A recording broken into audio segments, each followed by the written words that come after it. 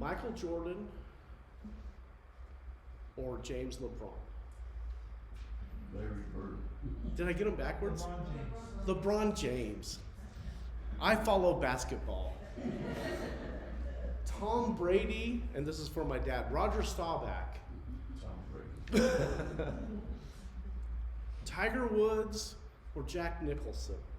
Tiger Woods. You know, we have debates about this. There's even an acronym for this kind of debate, isn't there? The greatest of all time, GOAT. Who's the GOAT? We all know it's Michael Jordan, right? Larry Bird. Larry Bird. Muggsy Bogues, he was like 5'7", right? Never heard of him? He was 5'3"? No, that's insane. And he Wow. dunked the ball He between could dunk the 10 ball. towers. So anyway, we have this debate, right, about who's the greatest of all time. It's interesting to me that in the scriptures, that's actually something that God promises to some people. In fact, us, greatness, glory, exaltation. In Genesis, the 12th chapter, isn't that part of what God promised to Abraham, that he would make of him a great nation and that he would make his name great? I mean, it's right out there. In Matthew 23, when he's talking to the Pharisees, because they were seeking greatness, he tells them how. And part of that is, if you humble yourself, you'll be exalted. It's in there, right? You will be exalted. That's something you seek after.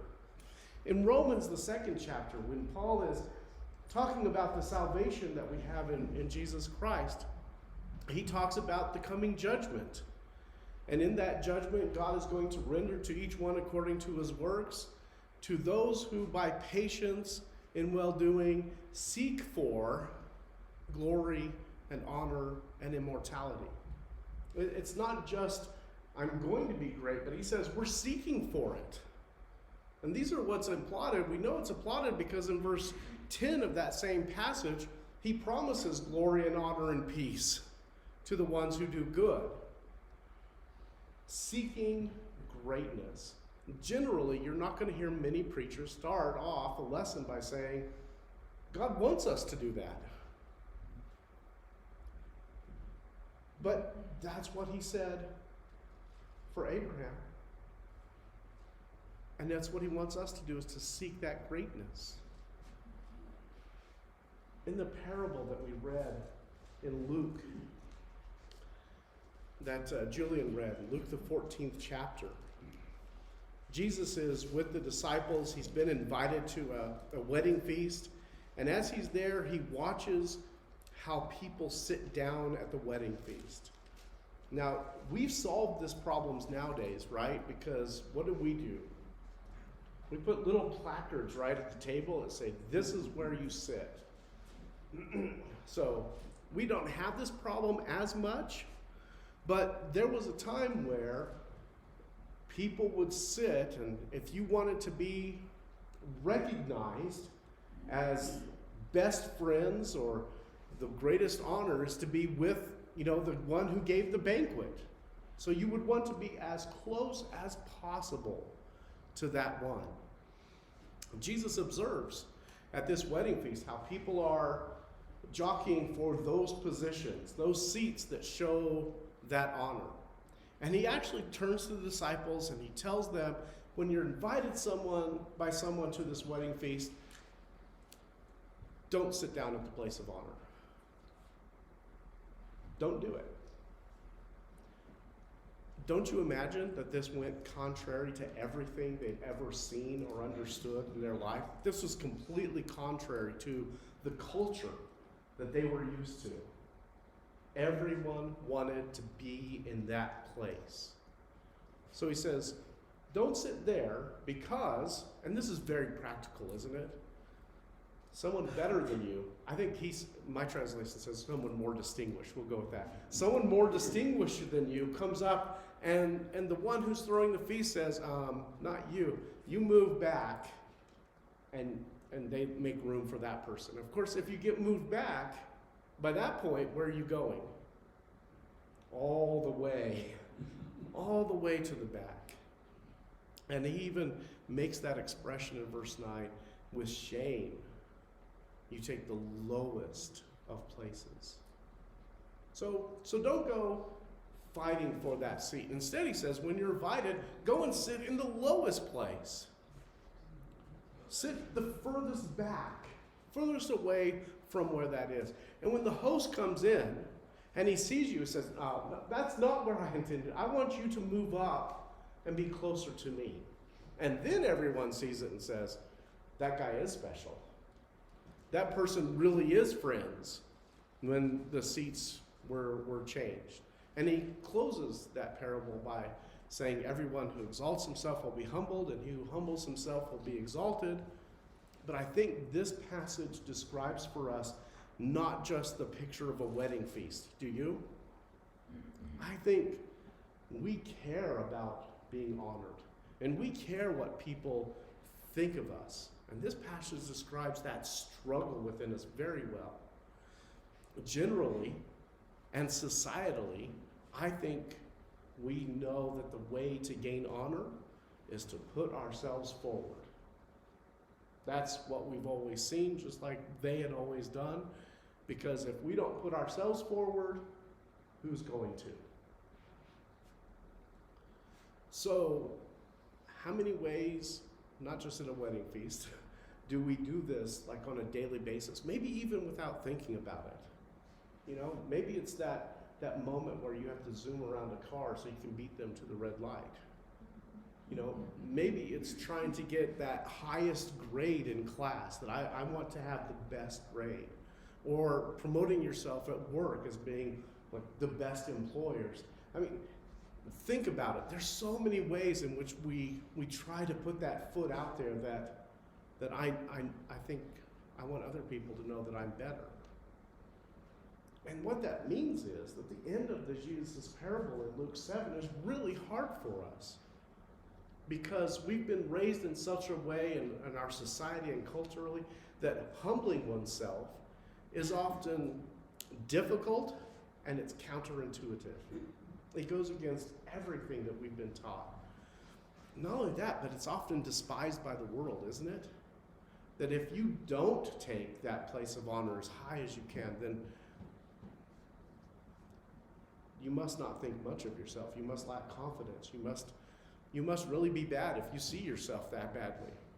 And we also know that some people would use that that humility as a tool against us, or they would use it to advance themselves and take advantage of us in certain cases. So that is really difficult. The disciples struggled with this debate about greatness also, didn't they?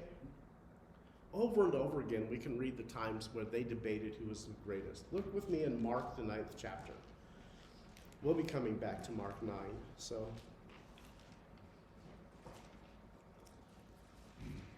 That's kind of become our new text.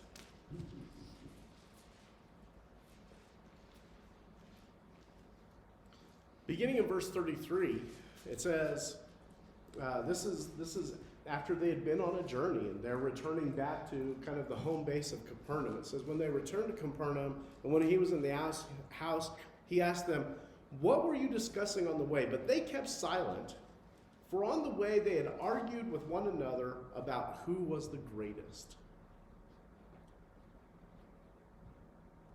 Can you imagine how that conversation went as they were walking? Maybe it was Judas Iscariot. Maybe he was the one that was arguing, you know, I've got the money, I'm taking care of the money and stuff. Maybe I'm the greatest one because clearly Jesus trusts me more. Maybe it was Peter and Andrew and James and John. We got picked first, so clearly we're the greatest. Or maybe it was Simon the Zealot, you know, I'm the most zealous. Or Matthew, because I've got a great connection with the Romans. Or can you see how the debate would go? Between 12 people arguing among themselves. Who is the greatest? But when Jesus asked them that question, what were you talking about? What did they do? They clam up. Why? They know they're wrong. They know they shouldn't have been doing that, right? So they're silent about that, but that doesn't change the fact that they've been arguing amongst themselves about which one's the greatest. If you go to the 10th chapter, beginning in verse 35, James and John, the two brothers, come to Jesus. And they ask Jesus a question that's not leading at all. Teacher, we want you to do for us whatever we ask of you. Nobody's going to say yes to that, right? So they weren't very clever in doing this, but Jesus doesn't rebuke them for that. He says, what do you want me to do for you? And they said, grant us to sit, one on your right hand and one on your left hand, in your glory. They're seeking glory, right? I said it was okay. We want to sit on the right hand and the left hand, right? We want to be in the highest places of honor. And again, Jesus doesn't rebuke them. What does he say to them? You don't know what you're asking. You don't know what you're really asking for to be in that place. And he says, can you drink the cup that I drink? Can you be baptized with the baptism that I'm going to go through? And he says, this is going to be hard, right? That's what those metaphors mean. We're going to have to go through difficult things at this time. And he even gets down to the point where he says, but to sit at my right hand or my left hand, I don't even make that choice for you. And then the 10 heard it. So James and John are up there saying, put us right in these two places. The debate hasn't stopped, right? And the 10 hear that debate, and what is their reaction? The passage says they're indignant. Who do they think they are that they would try to get in at this point and be at that place? They're indignant at them. Maybe they wouldn't be so indignant if they knew James was going to be the first one to die. Because he did drink that cup, and he was baptized with that baptism, the first of all of the apostles to die. He really did have that place. One more example. This is Matthew, the 18th chapter, verse 1. And it says, at that time the disciples came to Jesus and they asked, who is the greatest in the kingdom of heaven? So in the other two examples, they're arguing essentially over which one of them is greatest. Now they're asking, who's the greatest in all the kingdom of heaven? The debate was there. So I want us to turn and think a little bit about Jesus. We're going to look at Jesus' response in a minute, but I think by looking at Jesus, we see the way Jesus thought about these things. And it informs our understanding of his reply. If you look in John 1 and in verse 14, of course, we know the beginning of John is, in the beginning was the Word, and the Word was with God, and the Word was God. John 1 verse 14 says, the Word became flesh and dwelt among us, and we've seen his glory. Glory is of the only begotten of the Father.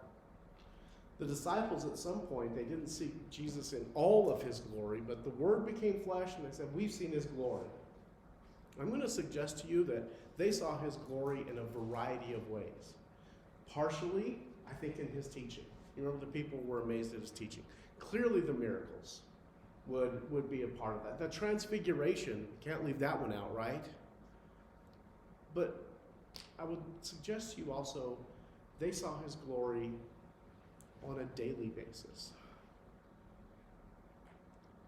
That every day, the way that he lived his life showed them something different. That he was someone different than everything else they were used to seeing. So by the time that John writes this and it's inspired, we've seen his glory is not just, I think, about those bright shining moments that we think of, but an everyday way of life. How he carried himself showed his glory in a very special way. And again, I want to point out that this is part of the promise that was given to Mary when the angel came to Mary and announced the coming of Jesus, what was said about him? He will be great. I mean, he's deity. He's Emmanuel, God with us. He will be great. And it goes on to talk about how he's going to be in the kingdom and all of those things. So turn with me to John 5. In John 5, just to pick a couple of incidences, and John 5 follows a healing and a claim that Jesus makes that he is equal with God by saying in verse 17, my Father has been working and I'm working until now. So John 5 and verse 41, the people begin questioning him because of this. They see the implications of what Jesus has said. And beginning in verse 41, he says, I do not receive glory from people, but I know that you do not have the love of God within you. I have come in my Father's name, and you do not receive me. If another comes in his own name, you will receive him. How can you believe when you receive glory from one another and do not seek the glory that comes from the only God? Do not think that I will accuse you to the Father. There's one who accuses you, Moses, on whom you set your hope. For if you believed Moses, you would believe me, for he wrote of me. But if you don't believe his writings, how will you believe my words? You notice that statement near the beginning of what I read, and I know I'm jumping in the middle of the paragraph, but he says, of them, I do not receive glory from people. Excuse me. What does that mean? Were there people who thought of Jesus correctly? Not everyone, but certainly some. What does it mean, I don't receive my glory from people? He had huge crowds following him. I think you mentioned them earlier, didn't you, Brian? He had all the crowds that would come after him. They certainly gloried in him. But you know what's interesting about that? In fact, it's in John the 6th chapter, the passage that Brian read, that after feeding the 5,000, the crowds come, and do you remember what they wanted to do with Jesus? They wanted to take him and make him king. I mean, there's your moment, right? And what does Jesus do? He rejects that. He doesn't let them. He's not going to receive his glory from men. I'm not saying that some didn't honor him, but he was not going to allow himself to be in that place to receive glory from men.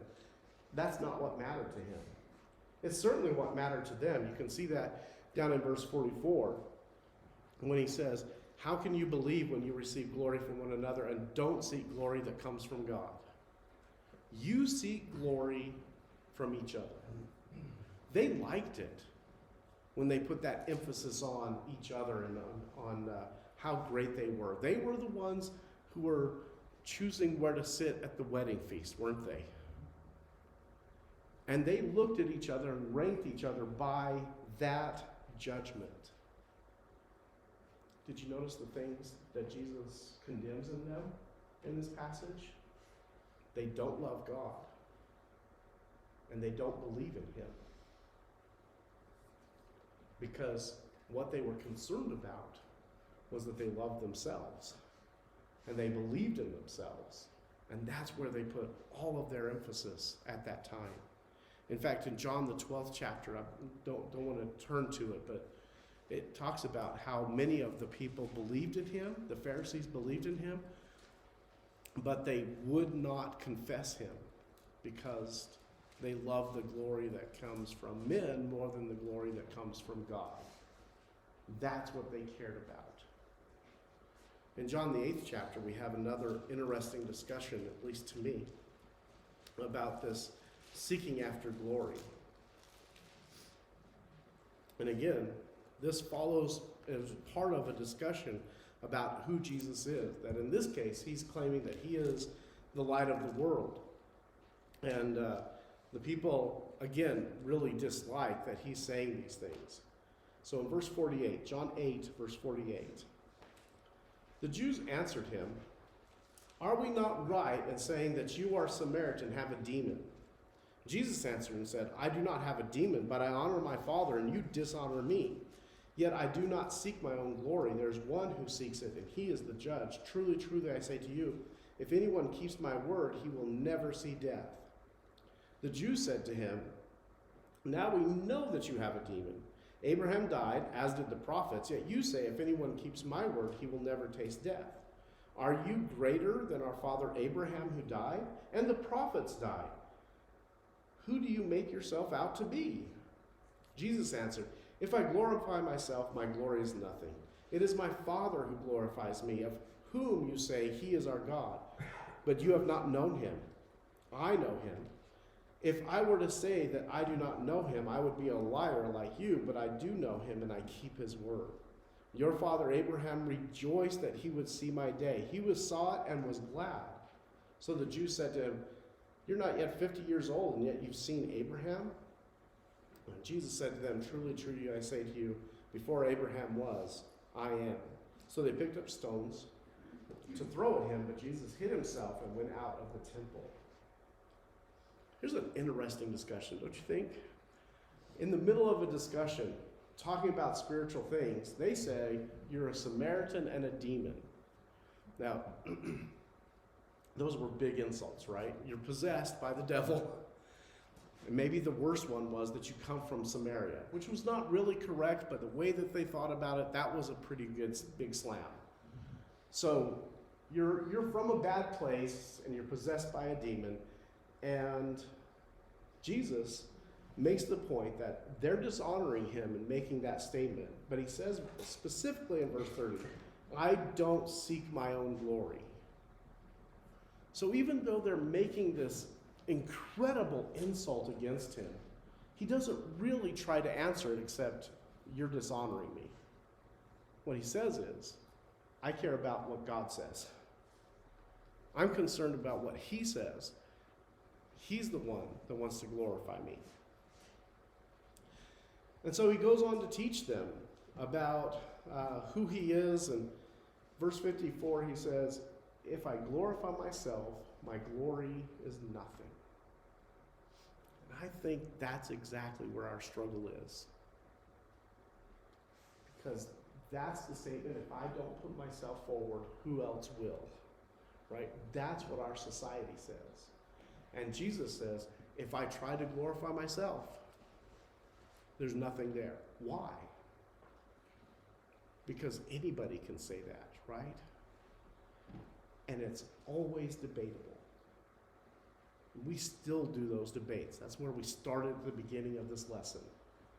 We still have those debates.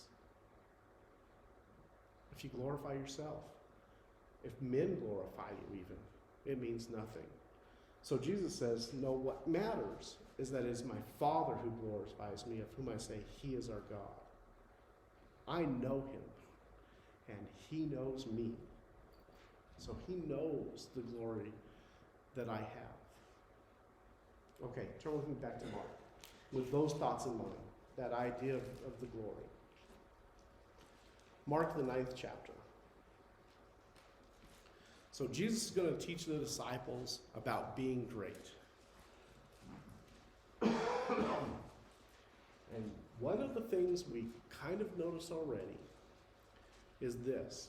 Jesus' reply to them is not, it's wrong to desire to be great.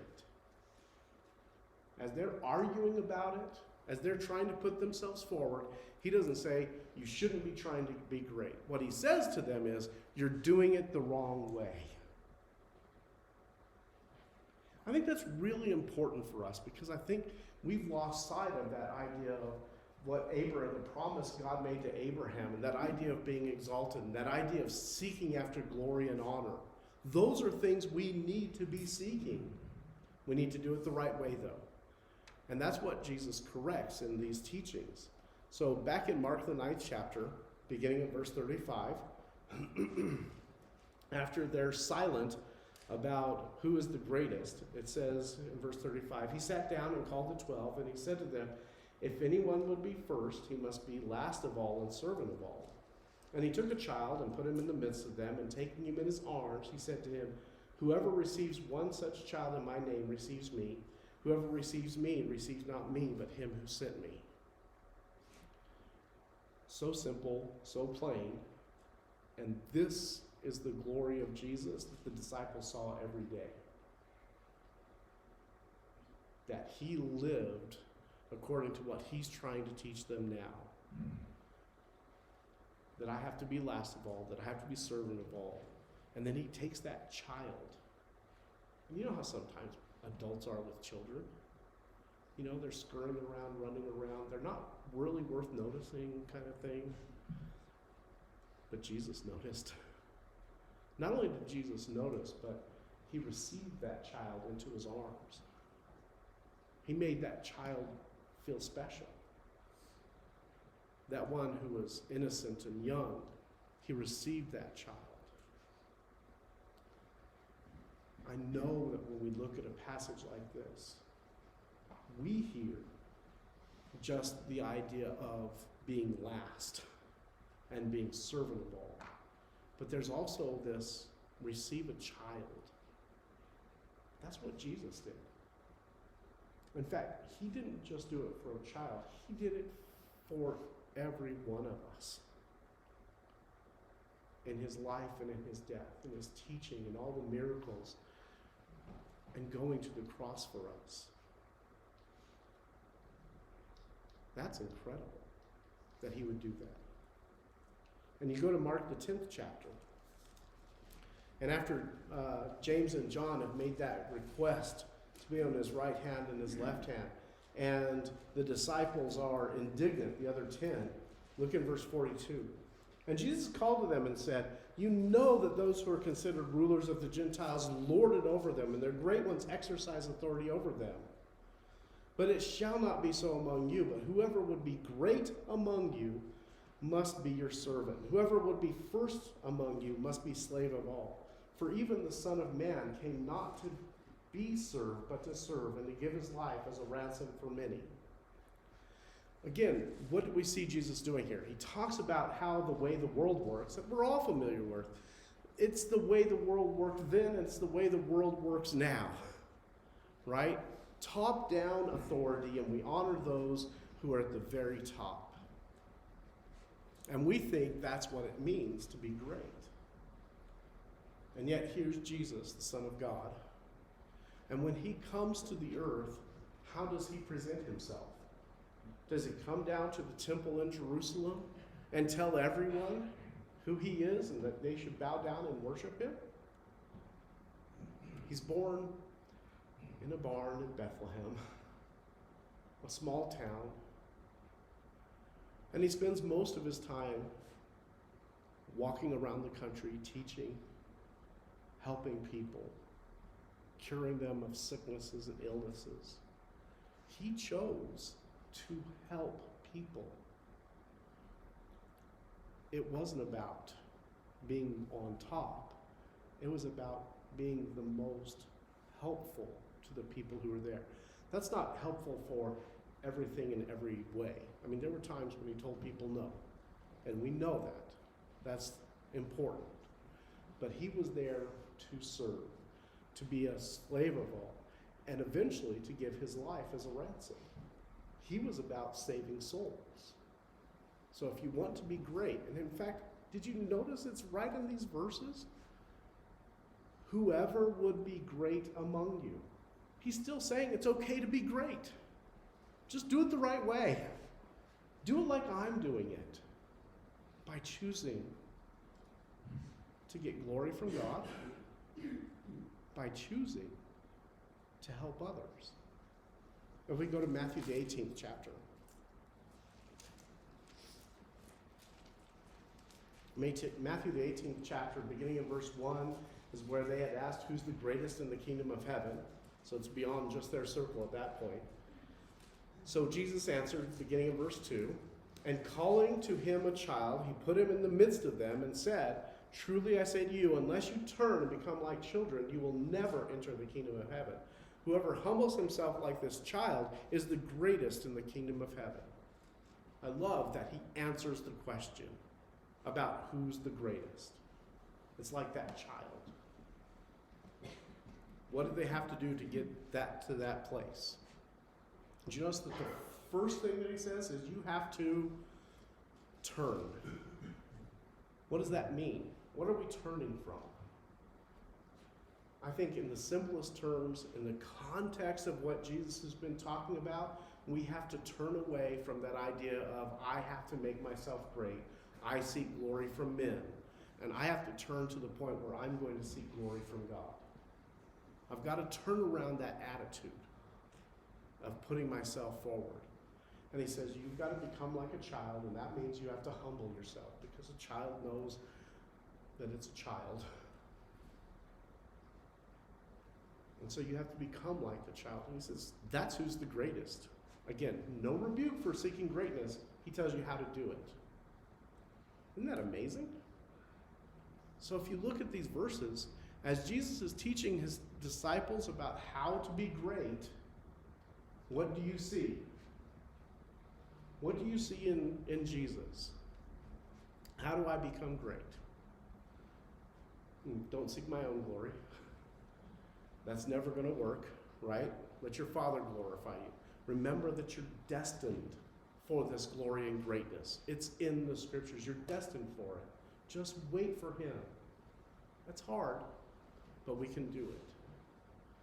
The second one is, and this is from the conversations that he made, look to God, right? Know him. That's what Jesus said. I don't glorify myself. It's my Father who glorifies me, because I know him and I keep his word. He told them to believe in him and to seek life through him. Find a way to receive a child. Understand the metaphor that's happening there. Find ways to help people who can't help themselves. Receive means to welcome. To welcome someone into your sphere of influence, to be a part of them. Instead of seeking your own glory, find ways to help other people. That's a great, important part of this. Be willing to help others grow spiritually.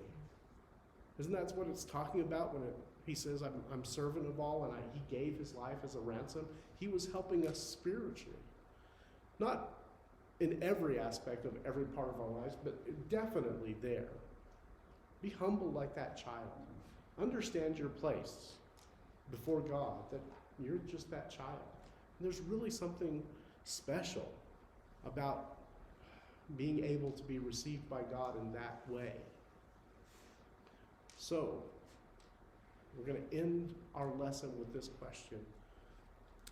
Where will you sit?